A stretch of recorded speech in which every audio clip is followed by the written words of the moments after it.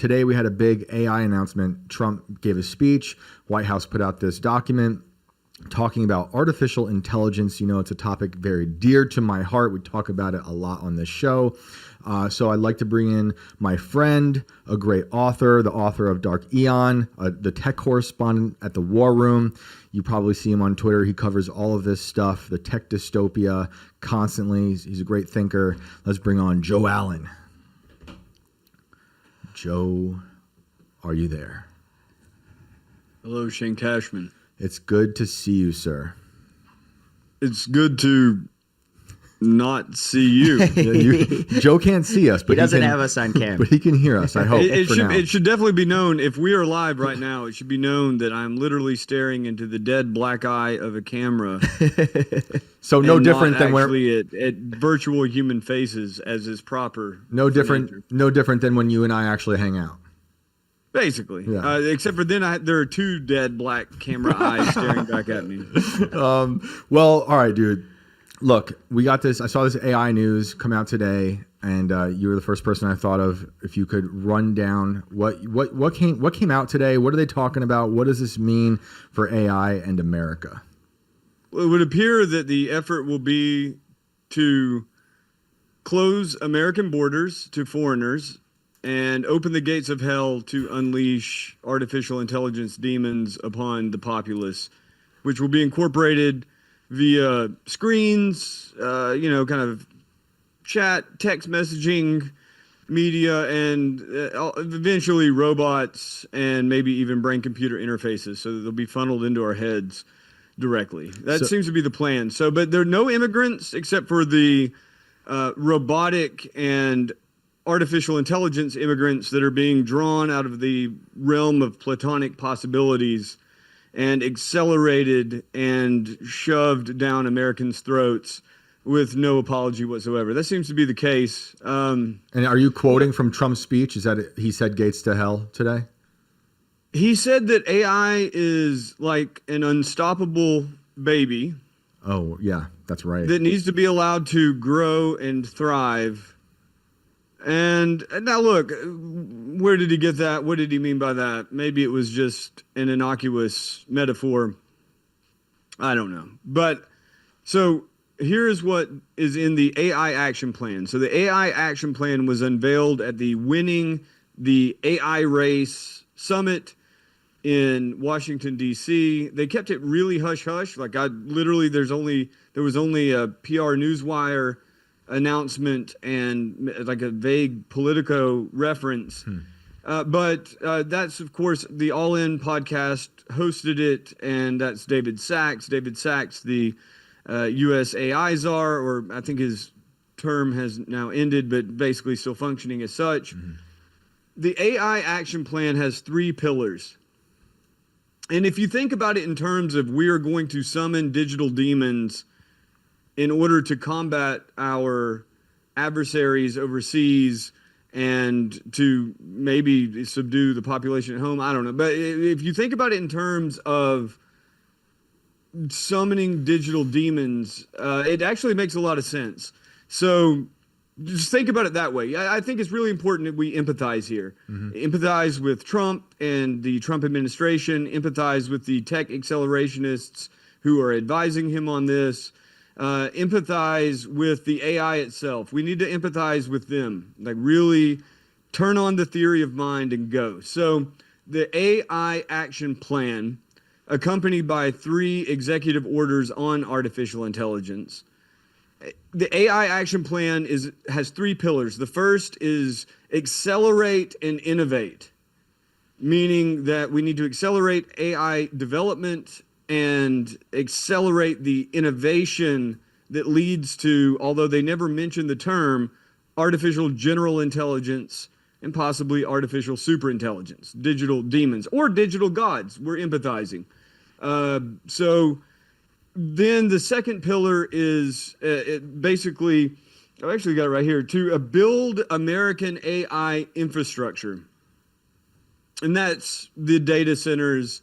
That's all of the supplies of electricity, of water to cool them, That's to make sure that American chip manufacturing stays at home and that the export of chips are restricted to exclude our adversaries.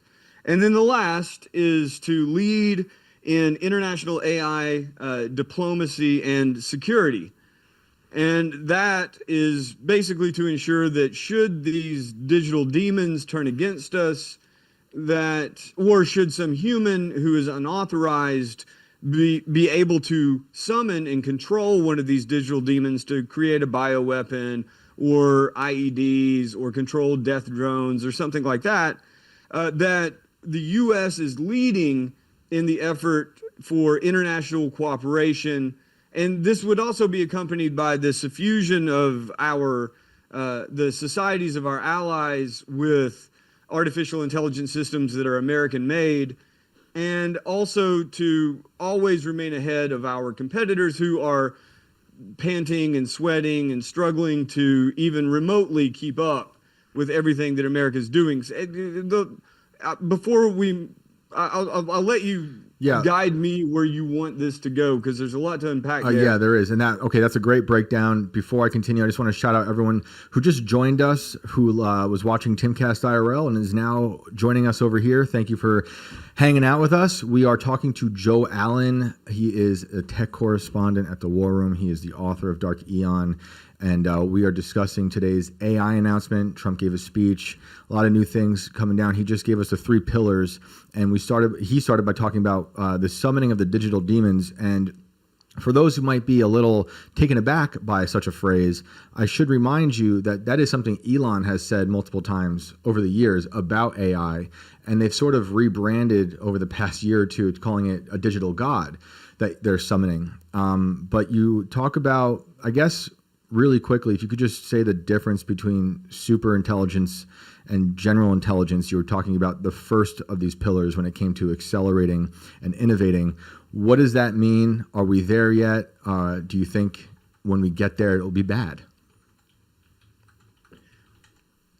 Are we there yet? It depends on whether or not there are secret data centers buried deep beneath the earth, which are training and running artificial general and super intelligences that we don't know about that are actually controlling the world in secret, sort of like aliens or sort of like demons, but with a bigger power bill. Artificial general intelligence. The first thing you need to know is what artificial narrow intelligence is. That is any AIs that you see today. The only AIs that exist outside of the mythical underground data center are narrow intelligences. So they're AIs that, for instance, the large language models, chatbots, or image generators, or protein folding modelers, or drone control systems, or anything like that, sex bot operators, whatever it is. So those are the narrow intelligences, meaning that they just occupy this narrow range of cognitive possibility. Artificial general intelligence, it's debated what the definition is, but I think that the current fashionable one is actually pretty good. Basically, an artificial general intelligence would be able to generalize across domains. So it would have a brain kind of like a human, except for it would be superhuman. It would be, as it's often said, as good as any human at any cognitive task. So math or reasoning or historical analysis or media analysis or lying or murder, whatever. All of these things would be at the disposal of this being, right? So it's like a little g god, but digital. Right. And then artificial superintelligence, which in most of the futuristic visions would result from the general intelligence being able to improve itself and its general reasoning abilities by rewriting its own code, and that recursive self-improvement would spiral up and up and up, lead to an intelligence explosion, and it would create a being that was basically smarter than all humans collectively on Earth, and would be a big G digital god. Now, it should be noted, none of that was mentioned in the AI action plan or the executive order signed. But if you look at the people who helped draft this, and if you look at the companies that are being privileged by it, it's quite clear that the ultimate goal, unmentioned, is artificial general or artificial godlike intelligence. It does and then seem super intelligent AI. It does seem that way. So before we go into like the deeper stuff, on the surface, am I wrong in thinking that this is putting into action what they took out of the big beautiful bill in terms of regulations? Because yes. I thought, I don't think that it was the big beautiful bill's relationship to this. I am not clear on, but there were a few different actions by the Biden administration. Most specifically, the Biden EO on AI, basically trustworthy, secure, and safe AI, right? Like the Biden EO enshrined principles such as ensuring that AI is not racist, sexist, or homophobic, right, or that AI would not create vast wealth disparities. And, on the positive side, there was a directive to ensure that AI companies were quite transparent. So the Trump administration has basically swept all that aside. In fact, one of the executive orders signed today was in order to basically no federal funding will be given to contracts with any AI company that produces woke AI, right? And it's defined in the AI action plan as top-down ideological bias, which is pretty much inherent in any AI system. Right. But the sentiment, at least on that note, I actually legitimately empathize with that. Yeah, me too. What I was thinking about with the big beautiful bill was that there was a thing in there where they were going to make it so you couldn't enact any regulation in the states against AI, and I believe they took that out of the bill before they passed it, and now it looks like there is going to be that through this. Yes, I'm so sorry, Shane. I can't see you is the thing. Like I literally am looking at. They've got a picture of a demon staring at me. That's why I keep talking about these demons. That's my 8th grade picture. What are you talking about? We need everyone to feel uncomfortable while they're on the show. Can't be too comfortable. But that element. So that's interesting. Just really quickly, yes, in the big beautiful bill, in the House version of it, basically there was a 10-year moratorium on state regulation. States would not be able to regulate or pass laws to regulate artificial intelligence. It was very vague, and then it was clarified in the Senate version that it would be the BEAD Act, which is a broadband act that came under the Build Back Better movement and Biden in 2021. Okay. The BEAD Act to build out broadband and other electronic infrastructure. That those funds would be denied to any state that regulated AI internally. Okay. And then they eventually, after a long battle that did involve the War Room and Steve Bannon and others, Josh Hawley, Marsha Blackburn, it was struck. But in the new AI action plan, there's still the ghost of this AI moratorium lingering on. Basically, there's some language that says that the federal government should not interfere with states passing prudent laws, regarding artificial intelligence, so long as they are not unduly restrictive. And who defines prudent? Who defines unruly? Open question. Yep. I would imagine it's probably the guys who put together the AI action plan.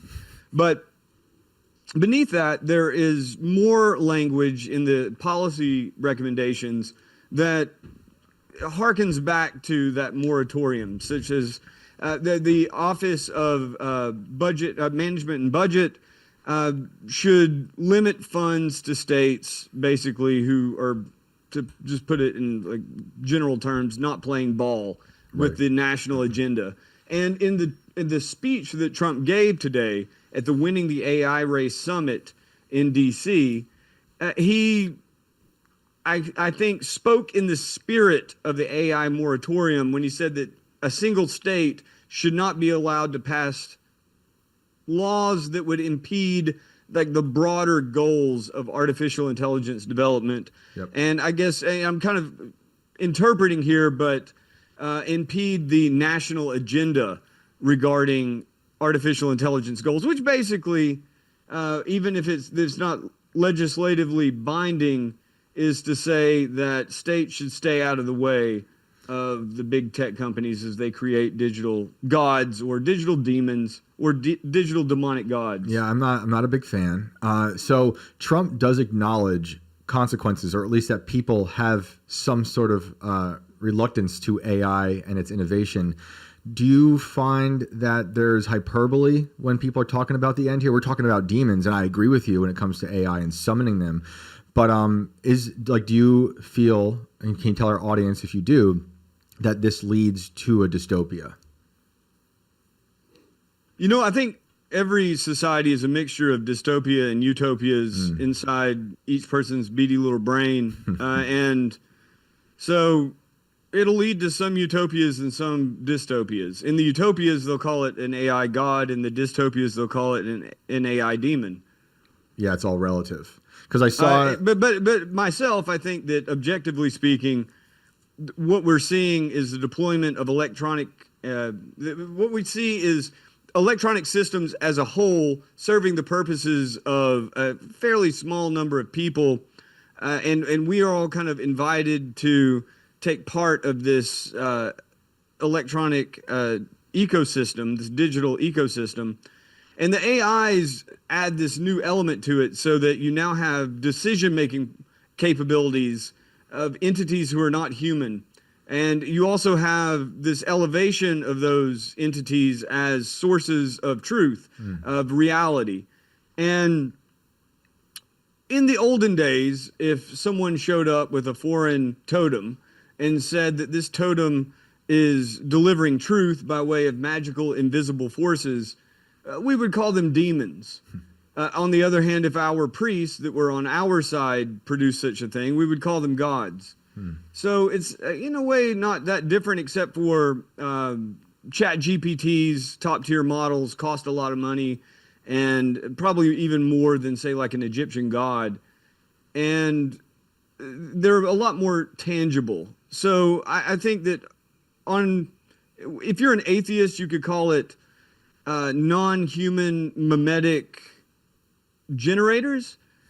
But if you were religious, you would call them demons. Yep.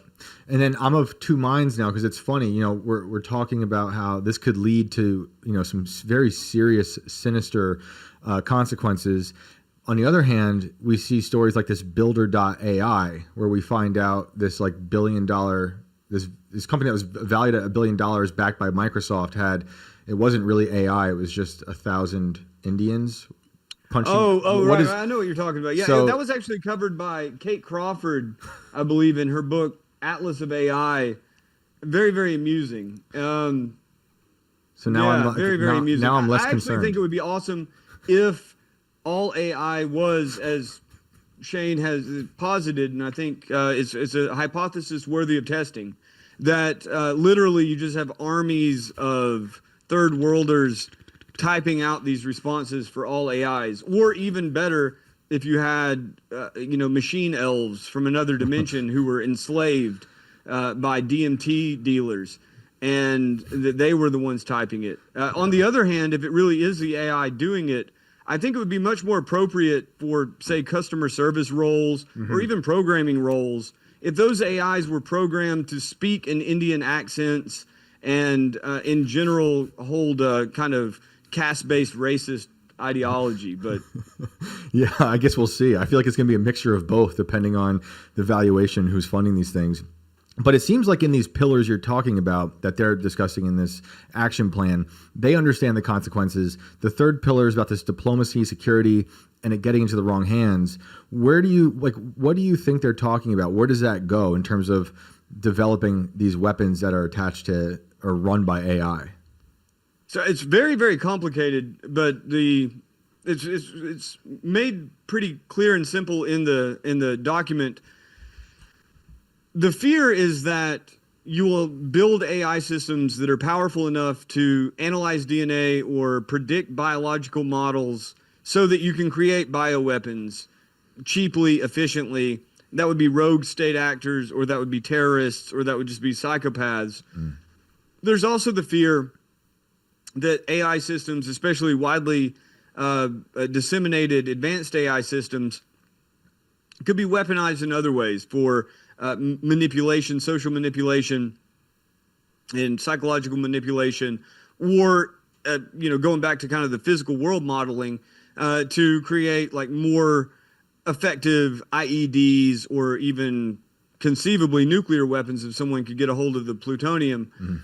So what that section of the AI action plan is calling for is both to initiate and maintain international agreements, cooperation, to ensure that these advanced models don't end up in the wrong hands. There's also language in there to create systems to monitor, say, any biolab that gets federal funding for the potential of an AI system that could help facilitate the creation of a bioweapon or even the creation of it. So basically, to put in place monitoring systems. I think the best way to think about this is rather than having like upstream legislation that says, oh, this could happen, and so we need to stop it now. This is more on the accelerationist bent. We need to push forward the building out of massive data center complexes. We need to employ Americans. We need to make it nationalist, employ Americans to build them and train Americans to use the technologies that are produced. And we need to do this at an accelerated pace to stay ahead of our adversaries. But because we understand that we're summoning digital demons that could do all sorts of mischief, or at least enable human beings to do all kinds of mischief, then we need to put in place the structures to basically push the demon back into the pentagram and maybe send him back to hell, or at least retrain him so that when he emerges from the pentagram again, he helps your stock investments go up, or ensures that your populace doesn't revolt. Right. So when it comes to, you were talking earlier about they were stripping ideology from the AI that will be funded through the action plan. But am I wrong in thinking that a lot of these tech guys involved in this administration were just a few years ago totally weaponizing their product against the American people? And how do we trust them now? Right. Well, the people kind of in and around the accelerationist wing of the Trump administration, as I understand it, the advisors and some of the people in the administration, Peter Teal, for instance, definitely never really been woke. Yeah. Mark Andreessen was liberal and pushed woke candidates, but was he woke? I don't necessarily think so. I hate the word woke, by the way. I hate it too. It's terrible. It's the worst. It's the worst. We should retire. I wish I'd never even uttered it up to this point, but Yeah. I guess I can just put scare quotes on it. Yeah, Woke. that word is beneath you, Joe. You can do better. It's beneath us. I agree. But do you think, I honestly think woke is a lesser enemy when it comes to these guys, whether it's Teal or Andreessen. I think this tech optimist idea is just anti-human. In the end, yes. Some of them have more nuanced views, and I think that that's really important. Teal has actually really complicated views. That New York Times interview didn't really convey his ideas, but the thing is that even if someone's ideas are half resonant, say with my own, that doesn't mean that the ones that are not resonant are not horrible. And for Teal, we're talking about a guy who at least toyed with parabiosis, the injection of blood to maintain youth. I don't know if he ever did it, but he was certainly interested in investing in it. Yep. And other kind of biotech semi-immortality schemes. And then, of course, co-founder of Palunteer.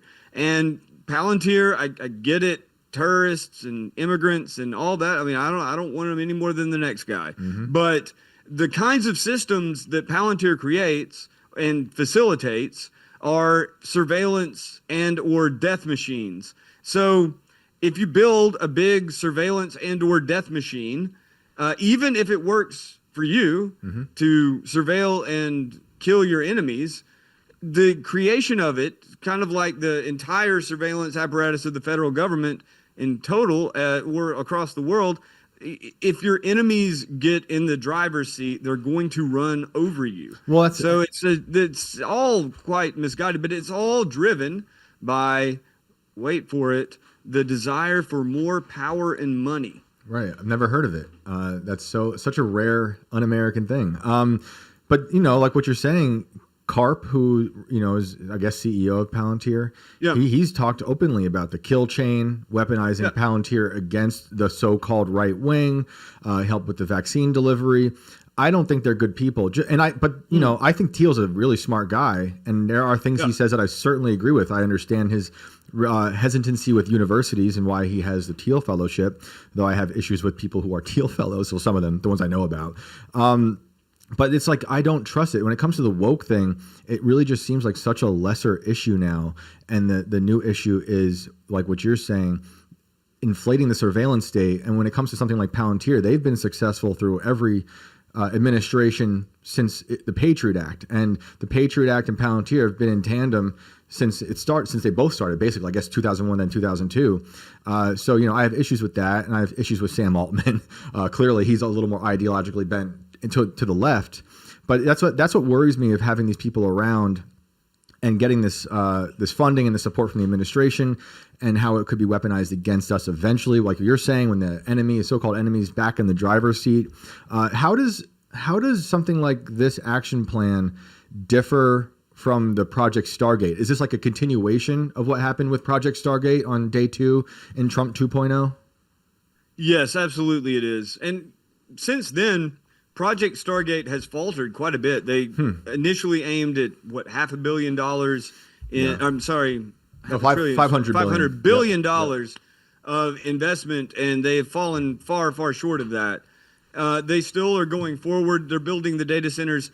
It really doesn't matter. One of the problems, and you know how this works. I mean, we both work in this medium where you're presenting a situation at that moment, and it tends to, in the imaginations of people who are viewing, become inflated, and oftentimes in our own. And so with Project Stargate, not unlike Palunteer, that's one component of a vast system of AI generation or surveillance, or the various insane biotech projects, and all of this. Like, it's this vast system with all of these different players. So let's say that tomorrow we took out Project Stargate, and with that, OpenAI and Oracle and SoftBank, who were the guys that were at the forefront of it.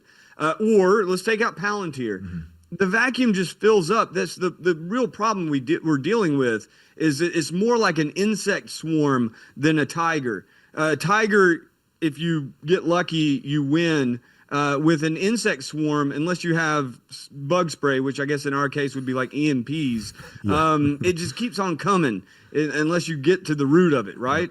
So yes, it is associated conceptually with that whole thing. I mean, the whole project of Stargate, the Stargate project, was to build out data centers, whereas this is about the federal government's role in actually doing that very thing, building out the data centers, and how the federal government is going to take care of U.S. workers as they get paid very well to build data centers and train AIs and learn to use AIs, and ultimately to train and create their own replacements.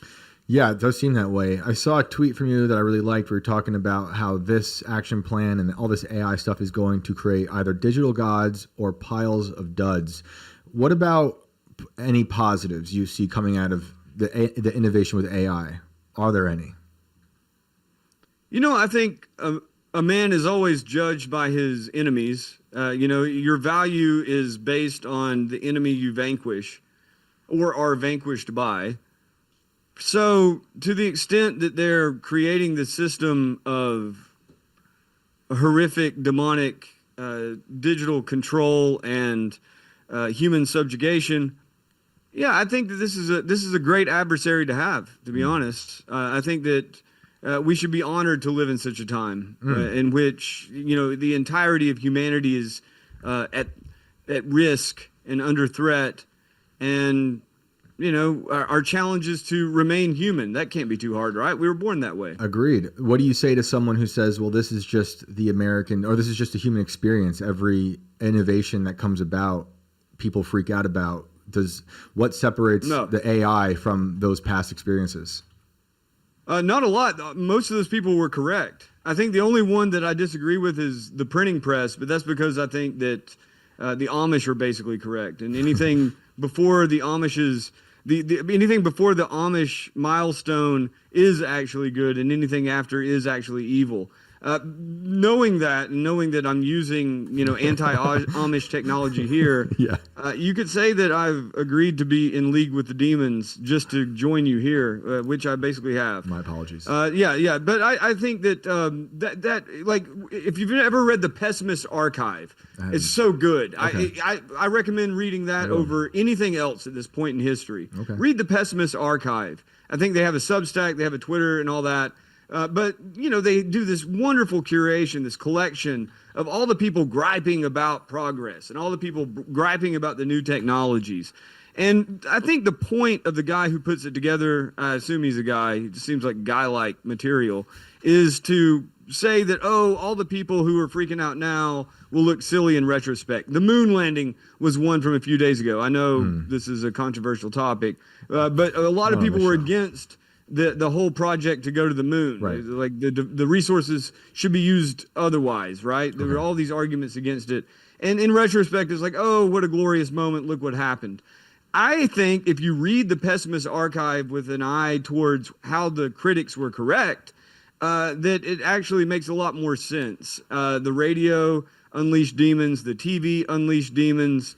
Basically, if you dig a hole in your backyard, it unleashes demons. Those are all basically correct critiques. Yeah, and AI is no different. And when you read the Techno Optimist Manifesto, it's like this inverted manifesto, kind of like inverted in terms of if you read Kaczynski's manifesto, it's the opposite, right? But Kaczynski made a lot of, in my opinion, made a lot more points that resonate today than when I read Andreessen's Techno-Optimist and manifesto, which I think is riddled with lies. I think he's lying throughout the whole thing. I think he's a smart guy, and I don't know if he sees that he's lying in it, but there's things about how, like, I'm going to paraphrase, but like, we're not going to build a god. I don't know if he calls it a god or not, but some sort of slave master. I'm like, I think you are. I think you are. Maybe he does believe that. It's interesting that he used Ray Kurzweil as one of the saints. Yes. That kind of highlights the religious element of all of this. At the end of the Techno-Optimist Manifesto, there's that list of patron saints. Yeah. And you have Based Beth Jesus, who is, he's at the top of the list, kind of due to alphabetization. But anyway, he basically has been tasked and funded to create a kind of meta religion around AI, the EAC movement, right? The effective accelerationists, the counter to the effective altruists. So, that's like right there. And he openly talks about all the time how, we're creating our successors ultimately, that the AIs will be the true life form that emerges from planet Earth and goes on to colonize the solar system and the galaxies and whatnot. And then, of course, Ray Kurzweil is also included in that patron saints, and he's also talking about in much more religious terms, I think, the singularity as a kind of stand-in for the Christian apocalypse, digital uploading as a stand-in for Christian resurrection, super intelligent AI as a stand-in for the Christian God. So is Mark Andreessen being disingenuous, or is he just kind of a flaky CEO? I don't know. I'd have to talk to him, but people like that don't want to ever talk to me. I don't understand why. I wonder why you're calling their product demons, Joe. But he is. I do appreciate when he says things like he's asked questions about, will AI take away jobs, and he goes, yeah, probably, but not mine. Venture capitalists will be fine, which I also don't believe. If me and you keep griping about technology and really put a stake in the ground here, we'll have jobs indefinitely too, because there's going to be no shortage of griping about technology. Yeah, we'll do it. We'll do it on our Amish farmland through tin cans and strings. Joe, it was a pleasure having you on. It's always great. Please let everyone know where they can find you and your book. Joebot.xyz. Social media is JOEBOTXYZ, and the book is Dark Aeon, Transhumanism and the War Against Humanity. It's almost into its third year, darkaeon.xyz, and if I can finally get all of these words down on paper, a new book coming very, very soon. But Awesome. give me a minute, Shane. Yeah, Quit awesome. pressuring me, man. All right, I'm looking forward to it. Thanks, man. Have a great night. Thank you very much, dude. Later.